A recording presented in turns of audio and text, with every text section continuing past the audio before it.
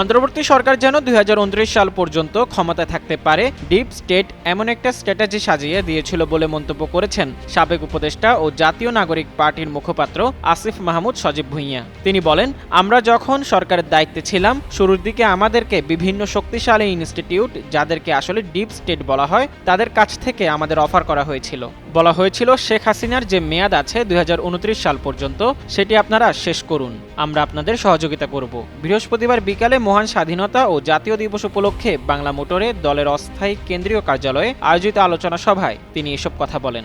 আসিফ মাহমুদ বলেন, তাদের নির্দিষ্ট কিছু শর্ত ছিল, কিছু কিছু জায়গায় তাদেরকে ফ্যাসিলিটেট করা এবং তারা রোড ম্যাপও করে নিয়ে আসছিল যে বিএনপি নেতাদের তো সাজা আছে, সাজা থাকলে সাধারণভাবে নির্বাচন দিলেও তারা নির্বাচন করতে পারবে না, তাদের সাজাগুলো বাতিল না করে আদালতের মাধ্যমে এগুলো দীর্ঘ করে।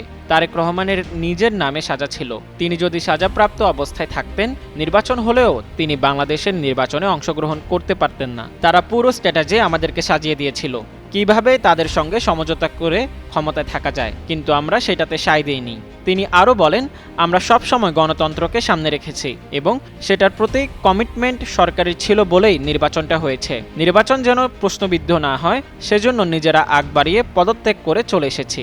কিন্তু আমরা দেখলাম বিগত সরকারের দুজন গুরুত্বপূর্ণ দায়িত্বে থাকা ব্যক্তি সরকারের মন্ত্রী পদমর্যাদায় আছেন, যদিও এই সরকারি দলই সেই সময় আমাদের পদত্যাগ চেয়েছিল।